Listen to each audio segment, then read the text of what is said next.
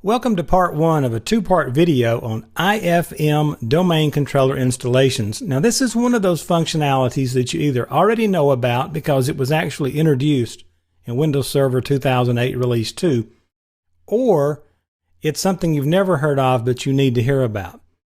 Now IFM domain controller installations have everything to do with working with those domain controllers in remote sites.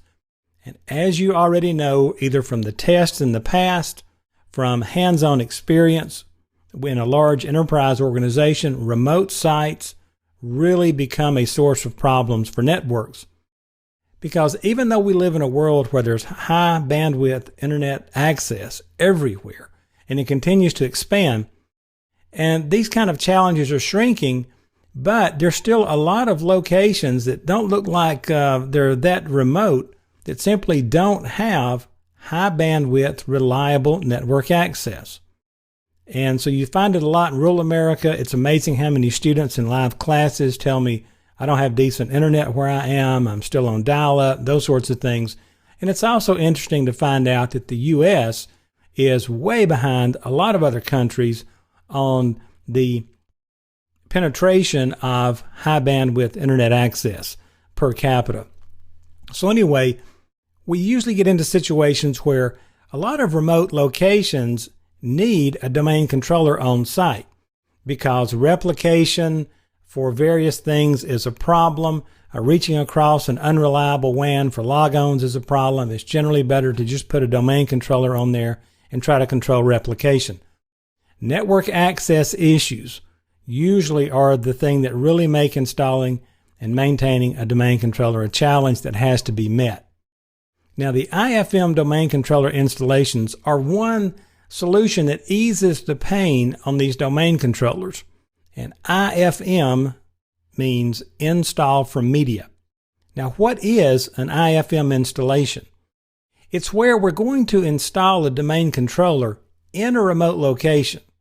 And by installing a domain controller, I mean we're going to add the Active Directory domain services role to a server, and then we're going to configure it and promote it up to be a domain controller.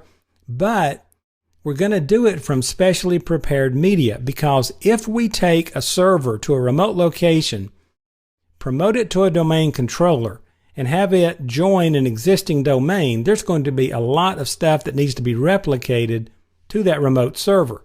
And it's not unusual to see over 100 gigabytes of data that has to be replicated to a domain controller. So what we're going to do is we're going to create this specially prepared media using the NTDS util executable utility, or NTDS util, you'll hear it called. And what's going to happen is this thing is going to create some installation files, but it's going to go ahead and copy as many Active Directory objects from that functioning domain controller.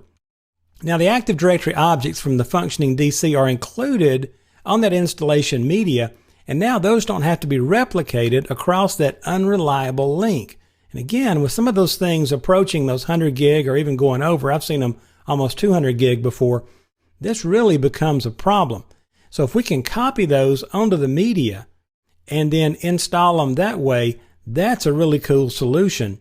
And it really reduces that need for replication, drastically speeds up the install, and it doesn't tie up our network for hours or even days.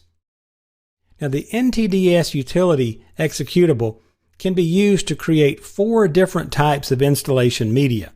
There is the full or writable domain controller, the RODC, a read-only domain controller, and this is where we put a domain controller out there in a remote location. It's read-only, we can't write to it. It's another attempt to deal with this remote issue. There's also a full or writable domain controller with sysvol, and generally that's Windows Server 2008 Release 2. And then there's a read-only domain controller with sysvol, and this is for DCs, again, running Windows Server 2008 R2, operating as read-only domain controllers.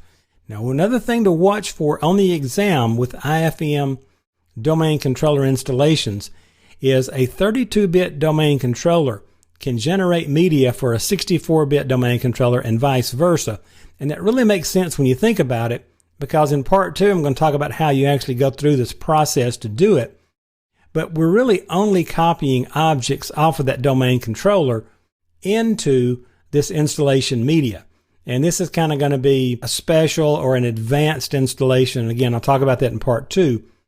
So it doesn't really matter the 32-bit architecture or 64-bit architecture of the DC. We're just grabbing the objects that get replicated to any DC regardless of their architecture.